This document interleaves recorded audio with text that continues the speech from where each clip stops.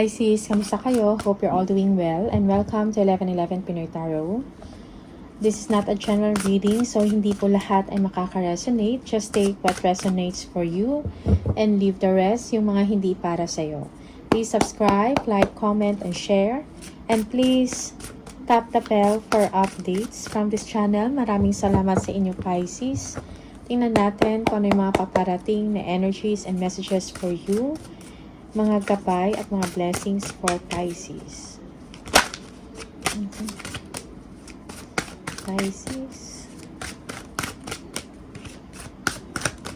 Pisces. Energy, messages, mga gabay at blessings for Pisces. Okay.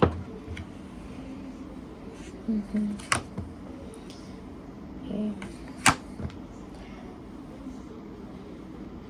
You are drained, feeling drained, no? Parang napapagod kayo or stress kayo sa isang sitwasyon, Pisces. Okay, merong competition dito or parang mga hindi fair nangyayari, no? Sa inyo, 5 of Wands. Merong competition or merong conflict in the organization, the Emperor. Okay? Maybe for some of you, merong upgrade ng inyong posisyon or ng inyong trabaho or you are doing well in your work. And these people, yung mga nakapaligid sa inyo ay conflicted or hindi gusto yung nangyayari na mga good things about sa inyo, Pisces. Okay? And because of this, you are feeling drained, no? But you keep on fighting, no? Para sa sarili mo. Okay? Yeah. Merong tension, no? Or stress ka na sa isang sitwasyon. Okay?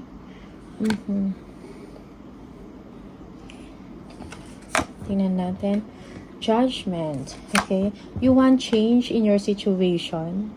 No? Parang gusto mo ng pagbabago, maybe sa trabaho to, or maybe you want a new direction in your life.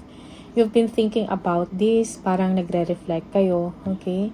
Ina-assess ninyo ang inyong sitwasyon, ang inyong kalagayan, no, sa work because of this, okay? Yeah, pero sinasabi dito na ma-overcome mo to kung ano man itong mga challenges na to. Focus ka lang kung ano yung goals mo, okay? Yeah, kailangan mo magkaroon ng vision para sa sarili mo. Yung iba sa inyo, merong fortune, no? Good money na darating or paparating sa inyo, Pisces. So, focus na lang kayo doon instead of these people around you na parang merong mga insecurities, inggit, or competition, merong conflict. Okay? Yeah. Maybe there is a decision made, no? From someone, an emperor, maybe an employer, or may mataas na posisyon sa trabaho. Meron siyang desisyon na ilalabas or gagawin. Okay? And these people, or para kaya nagkaroon ng tension or conflict sa trabaho. Maybe the favor, no? Parang meron kang pabor na matatanggap dito, okay? It will change, maybe for some of you, it will change your life, no? Or yung trajectory ng inyong buhay, no? Lalo na sa inyong trabaho. Okay?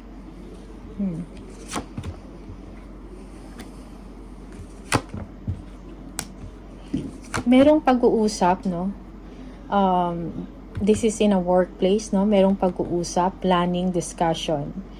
Maybe this is an assessment, no? Assessment sa inyo kung kamusta kayo sa trabaho, okay? A decision will be made. And tinitingnan mo ngayon kung ano yung mangyayari sa inyo, no? Sa future mo. So, tinitingnan mo yung mga future chances. Also, you're thinking about your plans. Maybe yung iba sa inyo, you're just waiting for an announcement, no? Or resulta, okay? Ng isang pag-uusap. Okay? Yeah. Merong hindi maganda nangyayari, no? Sa inyong sitwasyon. Merong someone dito na parang, merong deception dito, no? Lies or dishonesty or paninira, okay? In the situation. Parang hindi fair yung nangyayari sa inyo. Yeah, okay. But you are someone na parang you are a hardworking person, no? Parang because dahil sa galing ninyo sa trabaho, kaya nabibigyan ka ng privilege, no? Yeah, 9 of Pentacles sa work. You are independent sa work mo. You are a hardworking person. Kung ano man tong na-achieve mo ngayon, it's because of you. Okay? Because of your hard work. Yeah, you will be financially independent, no? Yeah, and secured. Pisces. Okay? Kung ikaw lang, parang walang problema, no? Everything is okay. But you will be fine, no? Despite sa mga challenges or conflict na to. Yeah. Merong hindi fair na nangyayari and you're looking for justice for some of you, or walang hustisya yung sitwasyon. Okay, yung kalagayan ninyo. Yeah. This, for some of you, this is in a workplace. Trabaho. Okay?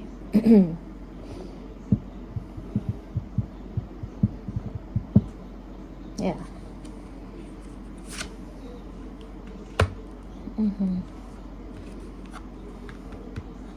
Yeah, yung iba sa inyo merong expansion eh. Parang pinag-uusapan ito, no, about growth about sa inyo, no, pinag-uusapan. But then merong deception dito na nangyayari. There is someone, maybe an air sign, okay? Libra, Gemini, or Aquarius. Yeah. Tingnan natin. The Lovers. Yeah. This is supposed to be a success or a breakthrough, no? Sa inyong ginagawa, sa trabaho, maybe a project. But then, parang merong delay. Yeah. Siguro merong bagong contract or agreement about a partnership, no? Collaboration. Yeah. So, this is a solid, no? Offer para sa inyo. Okay? New contract, no? New job, new career. Okay? So, yung iba sa inyo, those who are waiting for a result, for a decision, no? So, the favor will be given to you. Okay?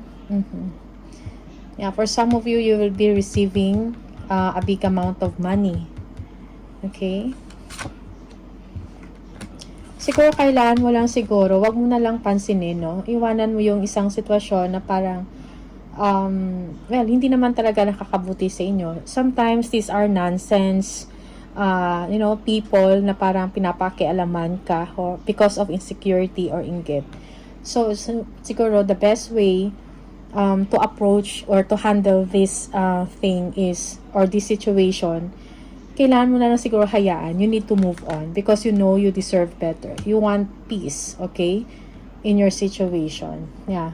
Focus, yeah, for some of you, you will be receiving an award, no? Or an incentive, commission, something like that will make you very happy, no? You will be fulfilled. And kung ano man yan, magkakaroon din ng solusyon ng inyong problema, ang issues, no? Yeah. Kung ano man yung mga issues dito, magkaroon yan ng kaliwanagan. Okay? You deserve happiness, no? And joy. You'll be receiving abundance because of your work, because of dahil sa galing mo sa trabaho, because of your hard work. Okay? Yeah. Natin.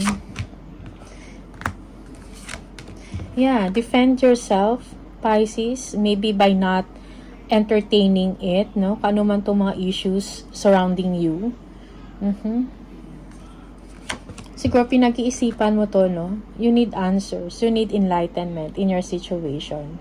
Okay? Siguro ikaw din, parang nagsisiyasat ka din kung anong nangyayari, anong problema, anong issue, something like that. Okay? And you want solution on this.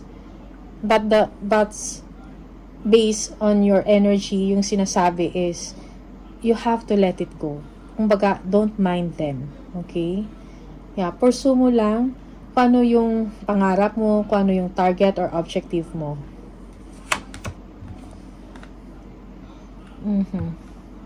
Yeah, merong progress, no? Merong progress, no, sa inyong sitwasyon. Okay? Yeah, for some of you, merong gustong makipag-usap sa inyo. Okay? Yeah, maybe this is an offer that you will be receiving, no? There will be an announcement for some of you. This is about good news. No? Magkakaroon din ng action or magkakaroon din ng solusyon kung ano man yung issues, no, or concern sa trabaho ninyo, okay, sa career, or even for some of you sa business nyo, okay, kung meron kayong negosyo, magkakaroon ng alignment yan. Yes, magkakaroon ng improvement, the Chariot. Okay? You need to be courageous, no? Kailangan din ng disiplina sa sarili mo, Pisces. No? And balance. Balansehin mo ang iyong emosyon. Focus ka sa goal, sa target mo. Okay? Be driven, kumbaga, para makuha mo kung ano yung pangarap or kung ano yung goals mo in life or in work. Okay?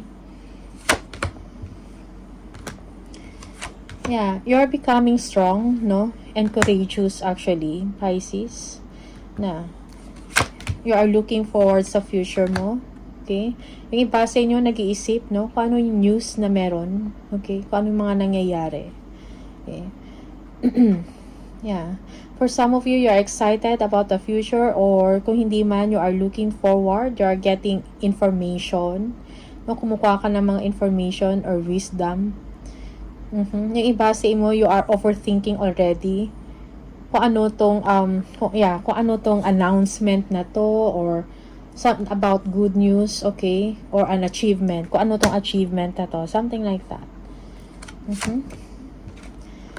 So again, be patient, no? Kailangan mo pakalmahin yung sarili mo. So cool down, kumbaga, for some of you. Okay?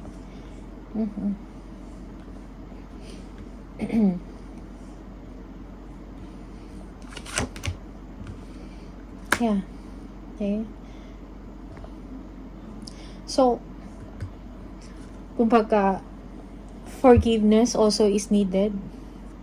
Sa isang sitwasyon. Okay? Focus on positivity. No? Ignore the negativity. Something like that. Okay? Yung iba sa inyo, focus ka sa work mo. Sa partnership, kung ano man tong partnership na to, focus ka doon. Or maybe, i-shift mo yung isip mo or yung attention mo from work to your relationship, love relationship. Okay? For some of you, siguro kailangan lang din ng collaboration dito. No? Collaborate. No? Pagdating sa trabaho, focus ka lang sa work mo. Okay?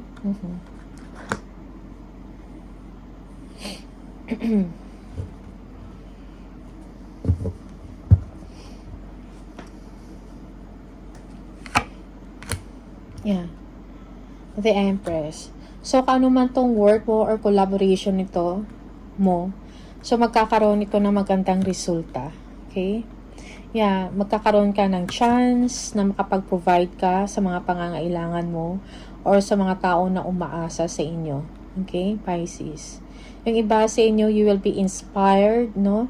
Para gumawa ng mga creative project or nag-iisip kayo ng mga, something to do kung gusto nyo magnegosyo, anong pwedeng inegosyo. Okay? Or anong pwedeng i-project. Parang ganun. Okay? But there will be growth and stability in your situation, most especially in your finances. Okay? Parang kung ano man tong nangyayari sa inyo, kung meron mang good news or promotion na mangyayari or upgrade, no? Magkakaroon ka ng you will be motivated, no? Mabuboost ang inyong confidence. Maybe there will be an announcement, a sudden, no? Announcement. Parang hindi mo to inaasahan or hindi mo to ine-expect. Okay. So, meron ka may kailangan kang aralin or may kailangan kang i-learn sa trabaho or pag-igihan for some of you. No, kailangan mo mag-focus. Okay? Yung iba sa inyo, you will be attending a training or a seminar, new learnings for you. Okay? Kailangan mo lang maging confident sa sarili mo. Kumbaga, pagkatiwalaan mo yung kapasidad mo, yung capabilities or abilities mo. Pisces. Okay? Yeah, the world. So, merong achievement, merong completion. Pagdating sa work mo to, merong celebration, maybe for some of you, a promotion.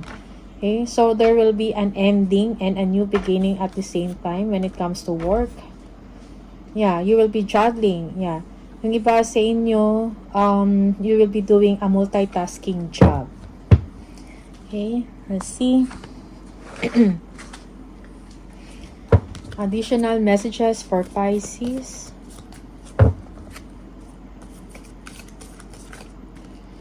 Pisces.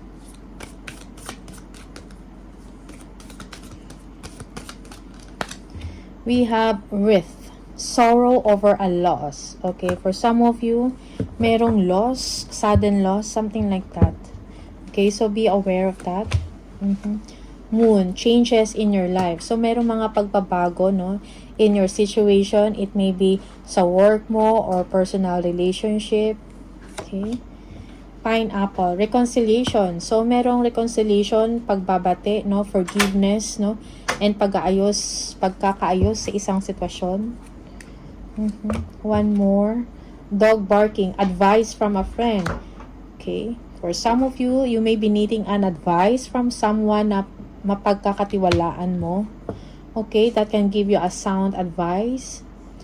Woman, dealings or relationship with the woman. Yeah, for some of you, mayroong issue or concern about a woman, no? Mayroong problema or concern. Okay?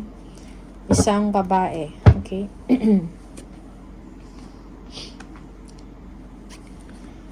Tingnan natin. Pisces.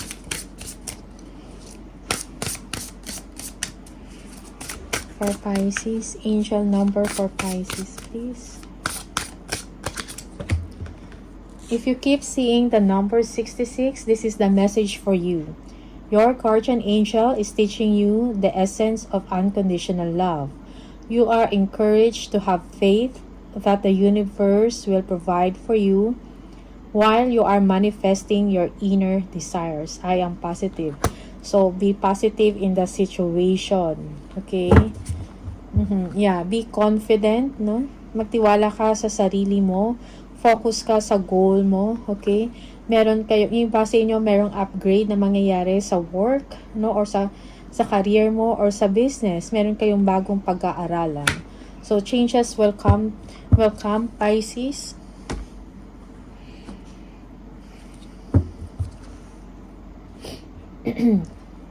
New contract, new job for some of you. Okay. Pisces, one more message from the universe for Pisces. Okay. We have, make it your mission to accept all parts of you, the good and what you perceive to be your imperfections. Don't look for any outside validation. It is already within you. Once you realize your true beauty and potential, you will never doubt yourself again. So see, so parang this is a confirmation. Do not doubt yourself. Do not doubt your abilities or your capabilities. No, you have the potential to succeed. So you need to own it. Okay? Yeah. Hindi mo kailangan ng validation sa ibang tao because you have it already. Okay? So, Pisces, these are the messages for you. Maraming salamat and see you on the next video. Bye!